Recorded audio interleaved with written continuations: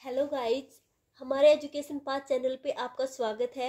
हम यहाँ पे कर रहे हैं D++ TGT नेचुरल साइंस की तैयारी।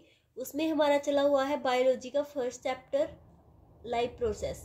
उसका एक टॉपिक है, अब तक हमने किया है न्यूट्रिशन, फिर हमने पढ़ा रेस्पिरेशन 1 by 1। उसके बाद हम आज करेंगे ट्रांसपोर्टेशन इन प्लांट्स। ठीक है, ट्रांसपोर्टेशन क्या होता है हमारे पास कि हमारे पास फूड का, वाटर का और मिनरल्स का, इनका ट्रांसपोर्ट एक पार्ट से दूसरे पार्ट के अंदर प्लांट्स कैसे करते हैं। ठीक है, अब जैसे फूड है, ये किसके अंदर बनता है? लीव्स के अंदर, लेकिन फूड की रिक्वायरमेंट तो रूट्स को भी होती है। तो हमारे पास जो फूड का ट्रांसपोर्ट है वो लीव्स के अंदर तो बनते हैं, ये वहां पे तो स्टोर हो गए, वहां से रूट्स के अंदर कैसे ट्रांसपोर्ट होता है। वैसे ही वाटर है, जो वाटर होता है ये हमारे पास कहाँ से आता है? रूट्स के अंदर आता है ये। ठीक है, सोइल से। तो यहाँ पे ज्यादा होगी कंसंट्रेशन, अब हमें तो रूट सारी प्लांट के अंदर चाहिए। तो वैसे ही जैसे फूड का ट्रांसपोर्ट होता है, वैसे ही रूट का होता वाटर का होता है। और मिनरल्स होते हैं जो हमारे पास किसके अंदर प्रेजेंट होते हैं? सोयल्स के अंदर, ऑल पार्ट्स के अंदर ट्रांसपोर्ट करने हैं। तो आज हम पढ़ेंगे ट्रांसपोर्टेशन इन प्लांट्स। ठीक है, ट्रांसपोर्ट हम प्लांट के अंदर किस किस चीज का करते हैं? वाटर का, मिनरल का और फूड का। अब हमारे पास क्या होते हैं? प्लांट्स के अंदर दो कंपोनेंट होते हैं, एक तो होता है जाइलम, एक होता है फ्लोएम। जो जाइलम होता है मेनली ये किसका ट्रांसपोर्ट करता है? ये वाटर का ट्रांसपोर्ट करता है और मिनरल्स का ट्रांसपोर्ट करता है। ठीक है, कहाँ से करेगा? अब हमें पता है वाटर कहाँ पे मिलेगा हमें? रूट्स के अंदर। तो ये रूट से वाटर का ट्रांसपोर्ट करता है all parts of the plant.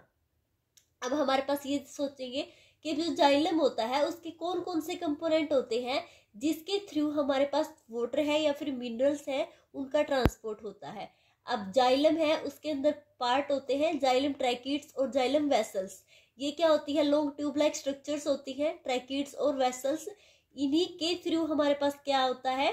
Water का और मिनरल्स का ट्रांसपोर्टेशन। अब जैसे ये स्टेम है, इसके अंदर प्रेजेंट होती है ये लॉन्ग ट्यूब्स, आपस में कनेक्टेड होती है। पहले एक ट्यूब के अंदर वाटर गया, मिनरल्स गया, फिर उससे नेक्स्ट ट्यूब के अंदर ट्रांसपोर्ट। ऐसे ही वो हर पार्ट में ट्रांसफ्यूज हो जाता है। ठीक है, तो हमारे पास जाइलम है, ये तो करता है वाटर का और मिनरल का ट्रांसपोर्टेशन। और जो फ्लोएम होता है, याद रखने के लिए, फ्लोएम से फूड, फ्लोएम एफ से और फूड भी एफ से। तो फ्लोएम किसका करता है? फूड का करता है। अब कैसे? अब देखो, ऐसे तो है नहीं, नीचे से पानी ऊपर चला जाएगा। अब कोई भी अगर हमें क्या होता है, पानी की मोटर पानी की मोटर चलानी है, तो हम नीचे से पानी अगर हमें ऊपर वाली टंकी में पहुंचाना है तो डायरेक्ट तो पहुंचा नहीं सकते। उसके लिए हमें क्या करते हैं? इलेक्ट्रिसिटी की जरूरत होती है, मतलब एक पंप की जरूरत होती है। ऐसे ही हमारे पास रूट से अगर पानी ऊपर पहुंचाना है तो हमें एक फोर्स की जरूरत पड़ेगी, जो नीचे से स्ट्रॉन्ग फोर्स होगा, ऊपर से जो इसको ऊपर पहुंचाएगा, तो एक फोर्स की जरूरत पड़ेगी।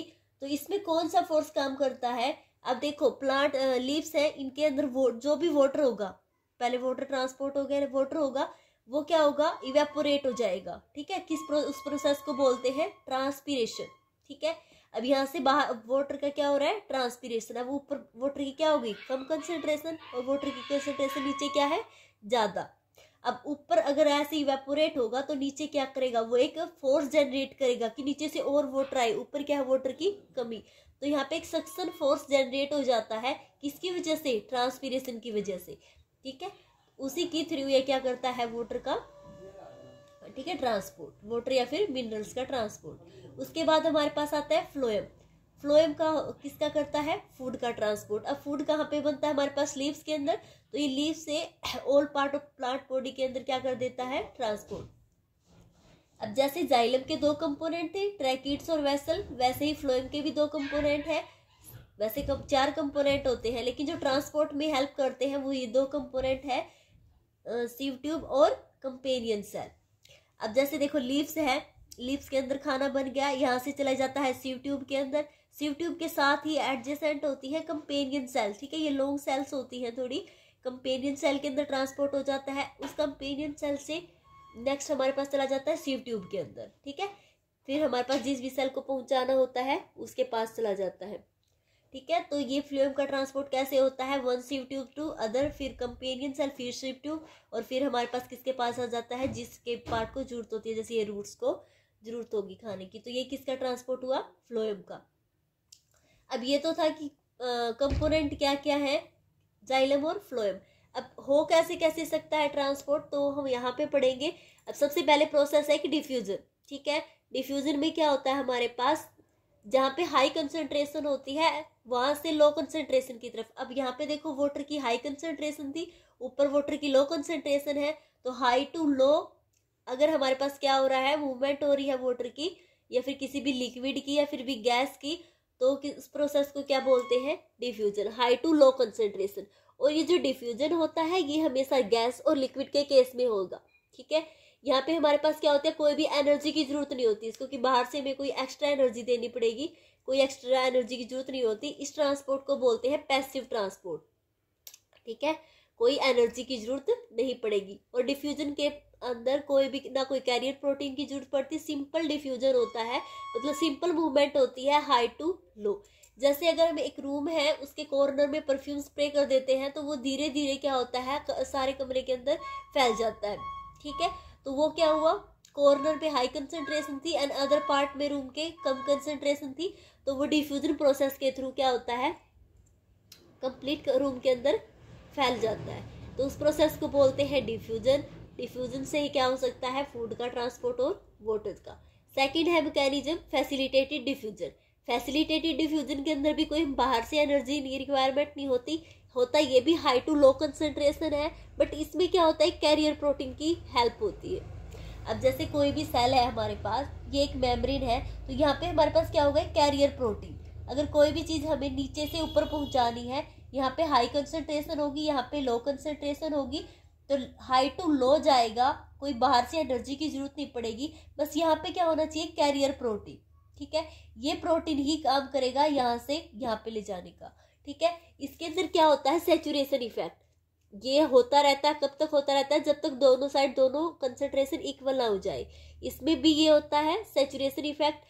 सैचुरेशन इफेक्ट क्या होता है कि जो हमारे पास डिफ्यूजन है वो डिपेंड करता है कितने हमारे पास कैरियर प्रोटीन है। अगर हमारे पास 10 कैरियर प्रोटीन है तो ये क्या करेगा, 10 ही मॉलिक्यूल को ट्रांसपोर्ट करेगा। ठीक है, तो सैचुरेशन इफेक्ट बोलते हैं उसको। तो इसका डिफ्यूजन किस पे डिपेंड करता है, हमारे पास कैरियर प्रोटीन पे। जैसे कि एग्जांपल है एक्वा प्रोटीन। एक्वा प्रोटीन क्या करता है हमारे पास, एक्वा मीन्स वाटर, तो ये वाले प्रोटीन किसका ट्रांसपोर्ट करते हैं, थ्रू द मेम्ब्रेन H2O का। उसके बाद है third active transport. Active transport के थ्रू भी हम क्या कर सकते हैं, ट्रांसपोर्ट। अब एक्टिव क्यों बोला इसको, क्योंकि यहाँ पे हमें एनर्जी की रिक्वायरमेंट होती है। ठीक है, एनर्जी की रिक्वायरमेंट किस फॉर्म में करते हैं, एटीपी। ठीक है, एटीपी के मॉलिक्यूल की जरूरत पड़ेगी हमें कोई भी ट्रांसपोर्ट करवाना है तो। अब यहाँ पे क्या होता है हमारे पास, ये दोनों हाई टू लो थे, बट ये होता है लो टू हाई कंसंट्रेशन। ठीक है, लो टू हाई कंसंट्रेशन होगा हमारे पास और इसमें एटीपी की रिक्वायरमेंट पड़ेगी। ये जो प्रोसेस होती है ये फास्ट होती है, ये तो अपने आप हो रही थी, कोई एनर्जी नहीं दे रहे थे। अगर एनर्जी दोगे तो ये क्या हो जाएगी, फास्ट। उसके बाद एक फोर्थ प्रोसेस आती है ओस्मोसिस। ठीक है, ओस्मोसिस क्या होती है, ये भी हाई टू लो ही होती है, बट किसके थ्रू, सेमी परमिएबल मेम्ब्रेन के थ्रू। एक मेम्ब्रेन होती है, जैसे एक मेम्ब्रेन है, इसमें से कुछ ही चुनिंदा क्या हो सकते हैं, मॉलिक्यूल ट्रांसपोर्ट। ये सभी के सभी मॉलिक्यूल को नहीं जाने देती, जैसे सोल्यूट है और सोलवेंट है, उस साइड हमें सोलवेंट को डिफ्यूज करना है, तो ठीक है, ओनली सोलवेंट के मॉलिक्यूल ही इस मेम्ब्रेन में से पास हो सकते हैं, तो उसको बोलते हैं semi permeable membrane. Semi means half. ठीक है, वो कुछ ही मेम्ब्रेन के लिए परमिएबल होगी। अब जो ओस्मोसिस होती है ये आगे दो टाइप की हो सकती है फर्दर, एंडो ओस्मोसिस और एक्सो ओस्मोसिस। एंडो मीन्स अंदर, जब हम कोई भी सेल है उसको रख देते हैं हाइपोटोनिक सॉल्यूशन के अंदर, तो इस सॉल्यूशन के अंदर अगर हमने सेल रख दी तो वाटर क्या करता है, उसके अंदर एंटर कर जाता है। ठीक है, अब देखो इसमें होता क्या है। उसके बाद है एक्सोस्मोसिस। एक्सोस्मोसिस में हमारे पास क्या होता है कि कोई भी सेल है उसको अगर हम रखते हैं हाइपरटोनिक सॉल्यूशन में तो वाटर क्या हो जाता है उसमें से आउट।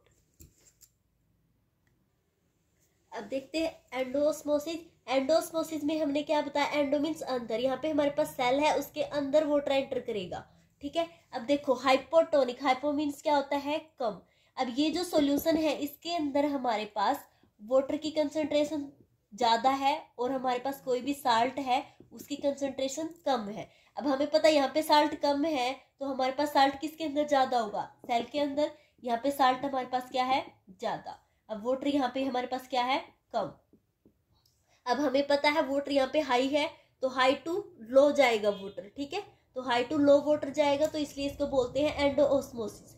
हमेशा याद रखना, हाइपोटोनिक मीन्स क्या होता है, उस सॉल्यूशन को बोलते हैं जिसमें साल्ट की कंसंट्रेशन तो कम होती है और वाटर की ज्यादा। हाइपर, हाइपर मीन्स ज्यादा, हाइपर होना, ठीक है। तो हाइपर में क्या होता है, हमारे पास साल्ट तो ज्यादा होगा और वाटर कम। अब वाटर बाहर कम है और सेल के अंदर क्या है, अभी वाटर बाहर अंदर अंदर क्या होगा, ज्यादा, तो ज्यादा से कम में आएगा। इसमें उल्ट सेम होता है, हाई टू लो जाता है। हमारे पास जो वाटर है ये क्या करेगा, हाई टू लो, ठीक है। अब हमारे पास सेल के अंदर अगर वाटर लो है, इसमें जैसे सेल के अंदर क्या वाटर ज्यादा है तो बाहर आ रहा है, इसके अंदर सेल के अंदर वाटर कम है तो अंदर आ रहा है, ठीक है। तो अगर अंदर आ रहा है तो उसको बोलते हैं एंडोऑस्मोसिस। अगर वाटर बाहर निकल रहा है सेल से तो उसको बोलते हैं एक्सोऑस्मोसिस। और ये जो सेल की मेम्ब्रेन है किसका काम कर रही है, सेमी परमेबल मेम्ब्रेन, ठीक है। इसमें से सिर्फ क्या है, वाटर ही अंदर बाहर जा सकता है। साल्ट का तो हमने ट्रांसपोर्ट नहीं दिखाया ना कि साल्ट अंदर बाहर चला गया, वाटर की मूवमेंट होती है, ठीक है। हमेशा सोलवेंट पार्टिकल की ऑस्मोसिस के अंदर क्या होता है, सिर्फ सोलवेंट पार्टिकल की ही क्या होती है, मूवमेंट, ठीक है। आई होप आपको समझ में आया होगा। आज हमारा टॉपिक था ये ट्रांसपोर्ट इन प्लांट्स। अगर कोई आपको डाउट है तो आप कमेंट में पूछ सकते हैं। Thank you guys. अगर आपको वीडियो पसंद आती है तो लाइक, सब्सक्राइब एंड शेयर।